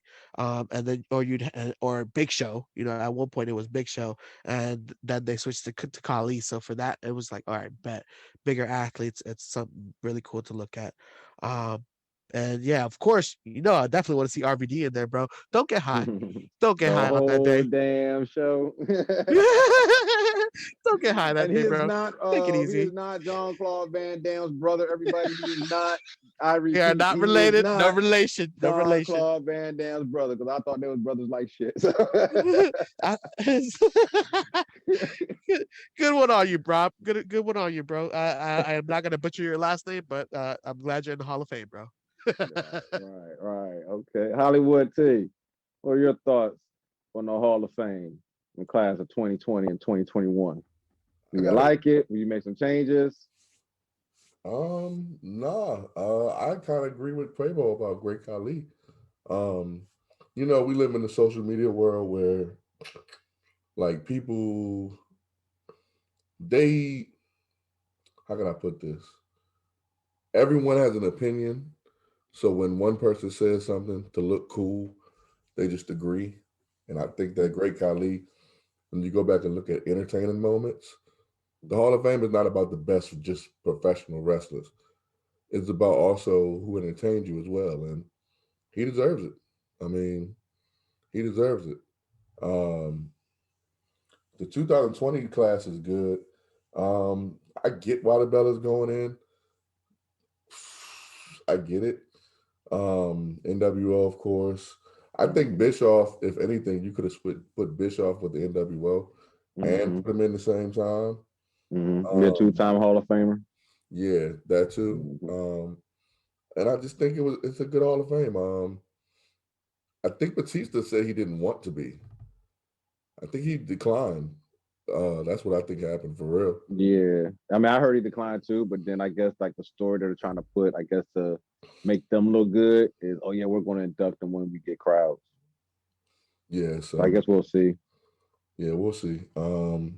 Rob Van Dam, JBL. So good. I like it. Okay.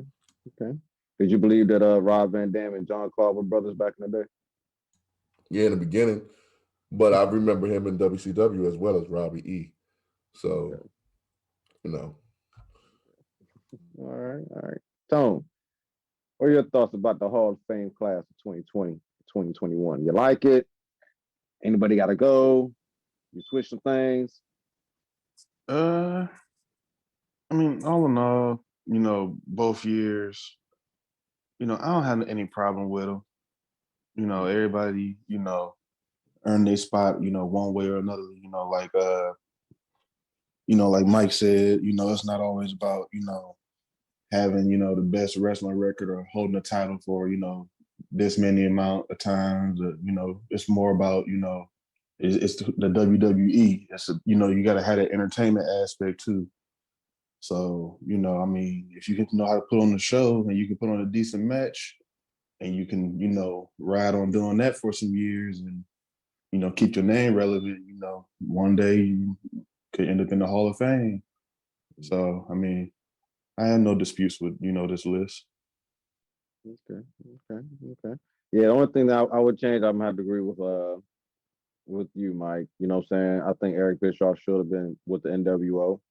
You know, you could inducted him because I think it's like a 2-day event. You know what I mean? So yeah, inducted with the 2020 class, NWO, and then boom, 2021 by himself, two-time Hall of Famer in the same weekend. Man, he's going to go get drunk. You know what I mean? That's how you do it, baby. So congratulations to everybody in the Hall of Fame class 2020, 2021. And as we like to say here at In the Four Corners of Wrestling, cut the check. All right, everybody. Are you ready? It's that time once again. Everybody's favorite segment of the show. And if you listened to the show last week, boy, it got hot and heated, and we're going to see what kind of match we got today. All right, here we go. It's time for One Gotta Go, baby. Here we go. Get your pens ready. Get your papers ready. If you can write on your hand, that's what you do, because we about to get busy. Here you go. Here come the choices. All right. We got the Bella Twins, Lay Cool, Team Bad, and Fire and Desire. All right. So the choices, once again, for One Gotta Go is the Bella Twins, Lay Cool, Team Bad, and Fire and Desire. Giggity, giggity, giggity, goo. Boy, I tell you. All right, man. Where we starting at? Who get the lottery pick? Who get the lottery pick this week? Hollywood Mike T. First round draft pick. Who you got, man? Who gotta go? Well, let me apologize to the fans as management to let y'all know this is going to be a short show because this segment right here, I think we're all going to agree on this one. You gotta go, cause you gotta go. Get your ass up out of here, fellas. Get your ass up out of here. Bye. Leave. You listen. See, okay, so one thing, you know what? If this was last week, Marshall, you messed up. You know why? Because you didn't say the rules. That is true. Well, let me start off because I did not. Let me start off. Let me say this. And and then come back to me again. Let's do this whole part over. Yeah. Let's do this whole part over. All right. So all right, everybody. It's that time again for everybody's favorite part of the show. One's gotta go. All right.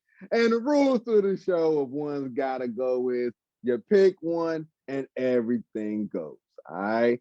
Everything about this person's careers goes. For example, if we have the Rockers in the group and you pick the Rockers, that means Shawn Michaels is gone. That means the kick heard around the world is gone. That means we get no DX. That means we get none of that. People want to be like Shawn Michaels, like Adam Cole and Dolph Ziggler. We get none of that. All right.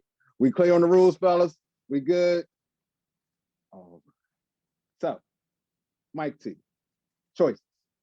Bella Twins. Lake Cool. Team Bad. And Fire and Desire. Giggity, giggity, giggity, giggity. Who you got, dog? Who you got?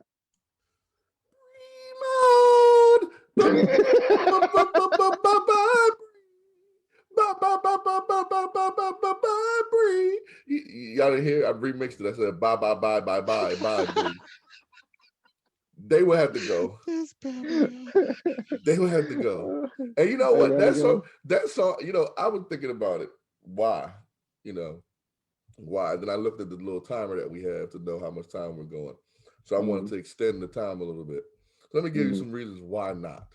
Oh, no. I'm supposed to give you my pick first, right? And then yeah, let me get everybody's pick. So let's start this whole thing over. Because you don't like my song. Restart. Start the whole thing over. Start it over. Do it again. What's up, everybody? Once again, all right, everybody's favorite part of the show. One's gotta go. All right. And the rules to the show, the rules to One's Gotta Go is when you pick one, everything gotta go. Whole career, everything they did. All right. So that means that we got the Rockers in the mix and you pick the Rockers. That means Shawn Michaels is up out of there. No super kick heard around the world through the glass. No DX. None of that good stuff. No Shawn Michaels imitators such as Adam Cole and Dolph Ziggler. All right, that's it. So the choices is the Bella Twins, Lay Cool, Team Bad, and Fire and Desire. Giggity, giggity, giggity, goo. Mike T, who you got? Question. You didn't say if we could supposed to explain why yet. Like, I forgot, like, do we... I just want your choice. Okay. We'll explain why in a little bit. Okay. Bye, Bellas. Bye, Bellas. All right. Do you want my song or no? I'm asking this with you. You want my song or no? You want my song or no? Because I know you be remixing up over there. I know you be DJing. You want the song or no? Okay, all right. The second half of the show, if you guys haven't noticed, I haven't cut anyone off. The second half of this whole show, I'm trying hard. We're proud of you. And with that being said, Bella Twins, get the fuck out Mike's crib or you get killed. Bye, Bellas. All right. Who's next on the lottery pick? Tone from Tone and Cash Gaming Podcast. You're the winner, baby. Who's your pick? I'm just gonna come out and say it. The Bellas gotta go. The Bellas gotta go. Oh, once again, Bellas, get the fuck out my crib, out Tone's crib, or you get killed. Bye, Bell. And last but not least, in the blue corner, Quabo. Who gotta go, Quabo? Quavo. You know, I was thinking about it. I was like, should I just create controversy, pull a Bischoff and just pick a random ass, team just to be, the guy that's the rebel? You better have some justifications behind that shit.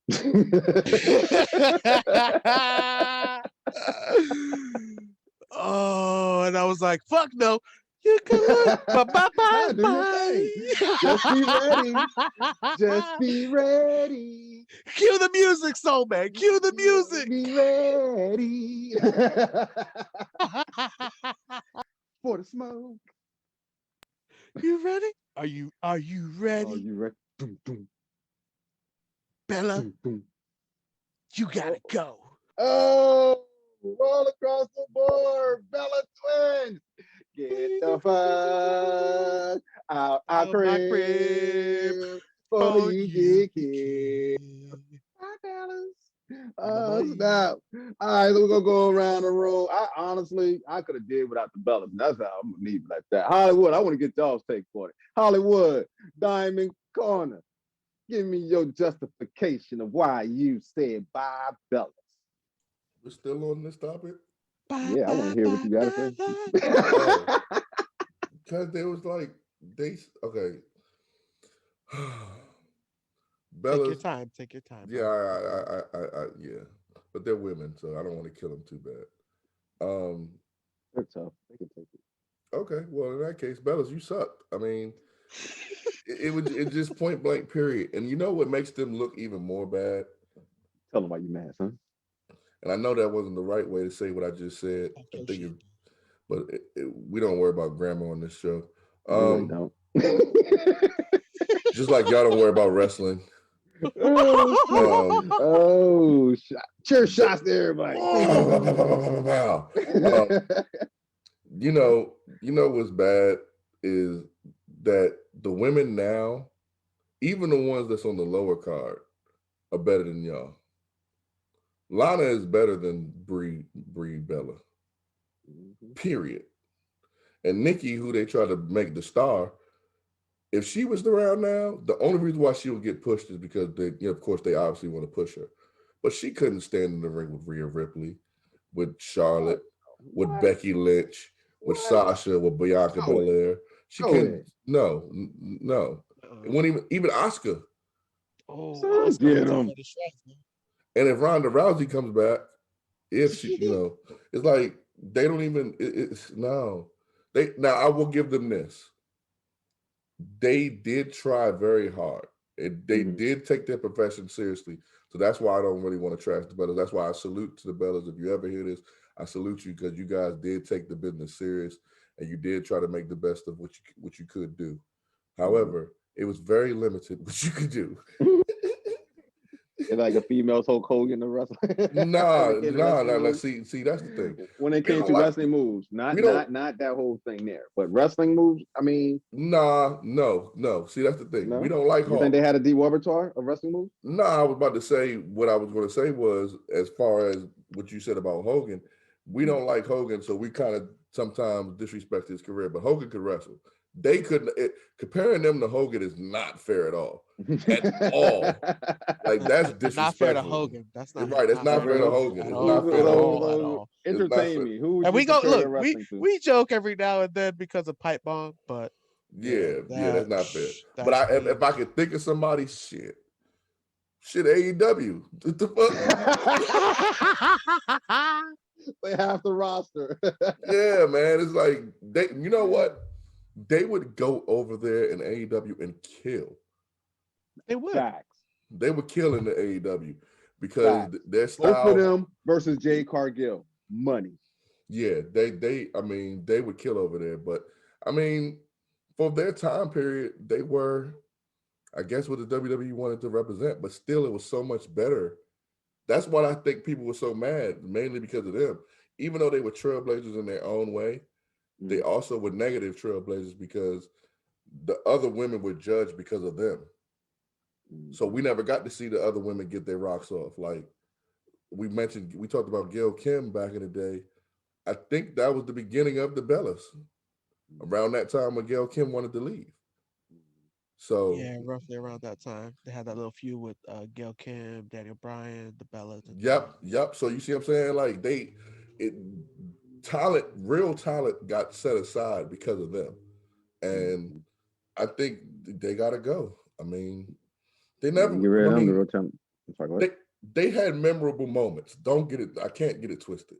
No, I can't say they didn't. But they sucked so bad in the ring. It was, and their promos. Oh my god. Yes. Talk your shit. Lord have mercy, it was bad. Preach. Like when Bree and the other one, what's the other one named Nikki? Her. When they got the beefing, it was like, come on, man. I have siblings. I know this is not how it goes. Right. For real. So yeah, I mean, yeah, man. I feel like to me the best beef she had was with what was it with Rhonda? I think was that with Rhonda? Who was that said that she was beating down John Cena's door? That was like the most hilarious shit I remember. Then the other thing I remember was like something negative. That's when she knocked out Liv Morgan. It was like, damn. I think it was Rhonda. When that happened, yeah, that was hilarious. That was hilarious. Tone, you want to justify why you picked the Bellas? Honestly, like like how Mike said, like when they used to try to cut promos and stuff, it was just terrible. And honestly, any match that I did watch, I mean, I'm not gonna knock them. They knew that, like how Mike said, they handled the business seriously. I forgot which twin it was, Ashley, but she a two-time Divas champion, and she held it for the longest that anybody ever had it. So I mean, you got to give her that at least. But I really wrestling ain't gonna be no different or no better if they not around. So yeah, they can bounce. Yeah, I agree with that point. To the point, to click back what Hollywood say, and to combine what you say. Yeah, you take them out, wrestling doesn't change. However, the ones that didn't get to shine can get to shine. So maybe they can have something better going on. You know what I mean? Maybe Gail Kim stays. You know what I mean? But this ain't the maybe. You know what I mean? What already happened has happened. You know what I mean? All right. Quavo, you want to justify yours, man, before we take it home? Let me take it home. Okay, so look, whoever listens to this podcast, don't think we just hate the Bellas just to hate them. Okay, we can definitely go over and highlight everything that they've done. Look, we can highlight everything that they've done. I don't get me wrong. I like the Bellas, and they actually weren't my initial pick.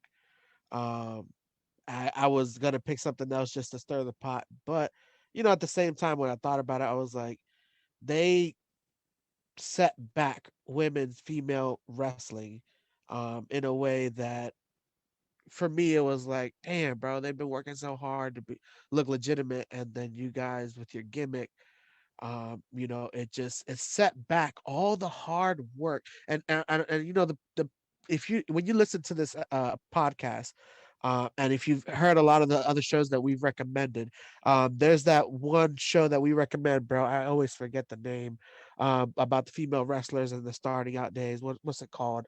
Oh my gosh, Soul Man, help me out, bro. Oh, you got me, man. You ain't talking You about know Glow. the one with Awesome Kong in it. Glow. Encyclopedia Yeah, Glow. Glow. There it is. I wasn't I trying don't to cut know. anybody off, so that's why I Oh, didn't say thank you, anything. I appreciate you, bro. I don't ever care if you hop in. I don't mind giving you some of the time.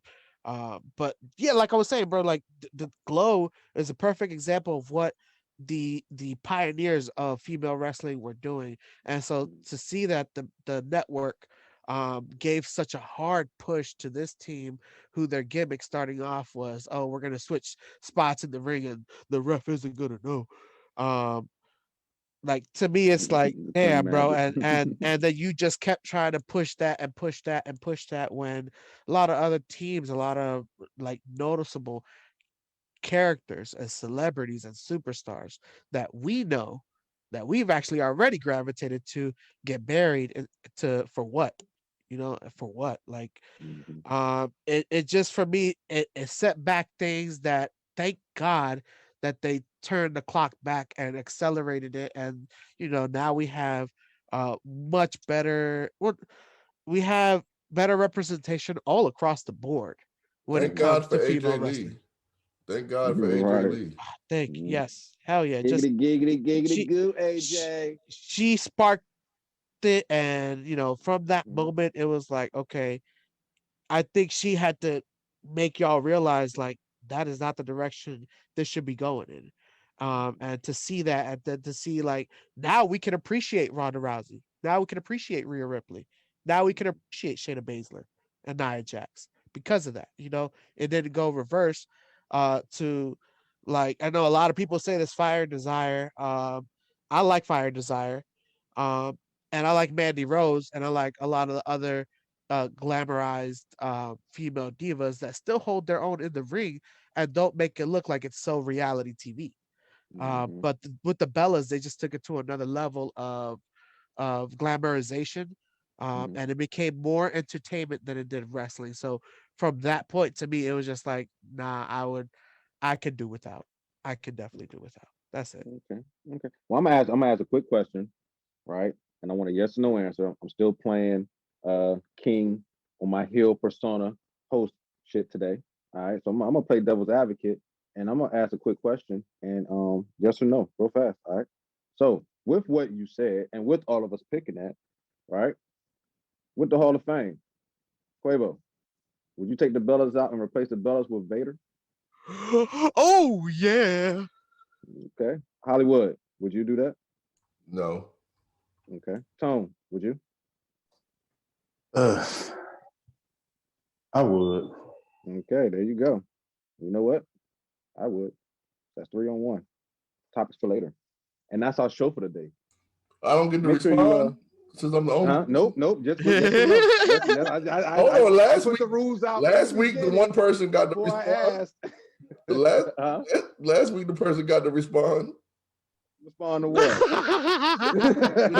When it was Why you 3 bringing on up 1? old shit? Why you bringing up old shit? Nah, man, come on, man. Let me say Why you something. bringing up? Where's my mute button? You Where's remember my the super meeting we had group? in HR? This is why we had to change the rules. The fuck? I just think you guys are being unfair. To the Bellas. Man. To me, not to me, to the Bellas. Oh man. Nah, A we little love you, bit. I Bellas. ain't gonna lie, I a little gave him a bit. giggity earlier. But I still man. love I gave him him a though. giggity. Yeah, but you talk about replacing them out the Hall of Fame. Hey, I mean, I'm just saying. It's too, for me, it's too it's early. a hypothetical question. It's too early. Hey, Not saying I they told ain't you I was Hall on of my Fame heel material, but damn, you kicked them out the Hall of Fame. I said replace. They can go in later. exactly. Yeah. Later date. Not like they Just too can't go back soon. in. Right. Just So a how you little gonna take him? two-toned. How you gonna be like, yeah, you could be in, but hold on, never mind. What? That's messed Yeah, we up, got you man. next year. Look, we got you next year. You know, it's a VIP list. You know, I they gotta wish get they the would. VIPs in there I wish first. they would have told me that. I'd have kicked them out. I'd have told them. I'd have told WWE, forget y'all. You Total told Divas her is that? my show. Oh man. Hey, cut the check. Y'all fellas have fun today, man. Tom, Sure. hey man, welcome aboard, man. You know what I'm saying? You have fun today, bro. You think you ready for this, man? You think you ready for the square circle, man? Got Hollywood over there. I'm a little rusty from when I did my little guest spot last time, but I feel like I did pretty good today. So, Yeah, man. you Yeah, man. You dropping them facts, you dropping them knowledge, man. You know what I'm saying? Loving it. Can't wait to see what else you bring to the ring. You know what I mean? My man, Quavo. You got fun today, man? I think this is definitely one of the first times I had fun today. Yeah. First First old time school ever. episode. A lot of fun. Oh damn.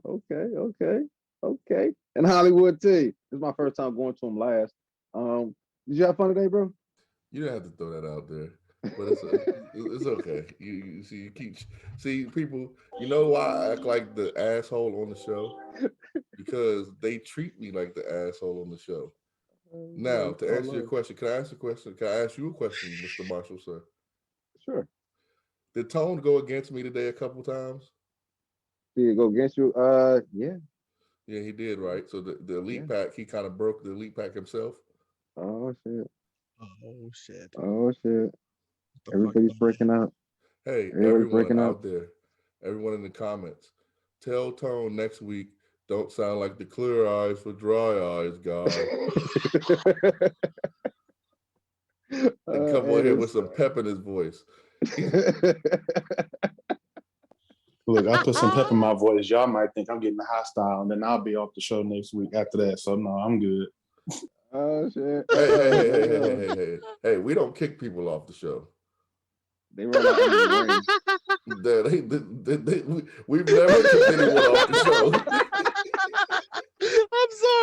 I'm sorry, bro. I can't hold that in. Dog. I'm really trying not to break it, bro. But that's a good one, dog. Don't be mad. It's the truth. It's the truth. It's the truth. And I tell no lies. We never kicked anyone off the show. Yeah, they just roll underneath the ring. They pull a Gail Kim. Right. They never come back. They eliminate themselves from the Royal Rumble. Oh, shit, yeah. I don't know why. They have a good spot and everything. They just run it. They just jump off the top rope. Ring colors and everything, bro. Yeah. Damn, you ain't want to come in number 25? You ain't want to come in number 25? Okay. Yeah, I don't know what Tom talking about. Talk about people we kicking people. We don't kick people out on 613. Yeah. They roll out on the damn stuff. Yeah. They had number 30. That's the magic number right there. How you gonna roll out the ring? You got number 30. Yeah. See, I'm still in the ring. Jose in the ring. Marshall the OGs.